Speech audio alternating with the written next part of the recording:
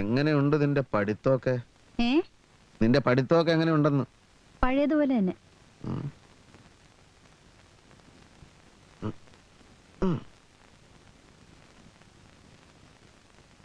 ഇങ്ങോട്ട് നോക്കിയേ. ശോഭയോട് നീ നല്ല ബഹുമാനത്തിലൊക്കെ പെരുമാറണം കേട്ടോ. നിന്റെ ചേട്ടത്തി അമ്മയാണ്, അത് മറക്കണ്ട. കളിയാക്കിയിട്ടുള്ള സംസാരമൊന്നും ആ കുട്ടിയോട് വേണ്ട. എന്താ ചിരിക്കുന്നേ? പിന്നെ വേറൊരു കാര്യം, അടുക്കളപ്പണി അധികം ശീലിച്ചിട്ടുള്ള കുട്ടിയൊന്നും അല്ല. അതുകൊണ്ട് ഒന്നും ചെയ്യാൻ സമ്മതിക്കണ്ട. അടുക്കളപ്പണി ശീലിച്ചിട്ടില്ല ദിനേശ് ചേട്ടൻ എങ്ങനെ അറിയാം? അവരുടെ അടുക്കളയിൽ പോയി നോക്കിയിട്ടുണ്ടോ?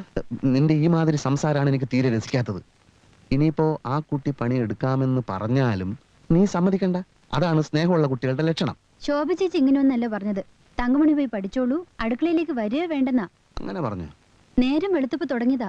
പാത്രം കഴുകലും ചായ ഉണ്ടാക്കലും. അടുക്കളയിൽ ഭയങ്കര യുദ്ധത്തിലാ. അടുക്കളയിൽ ഉണ്ടല്ലേ?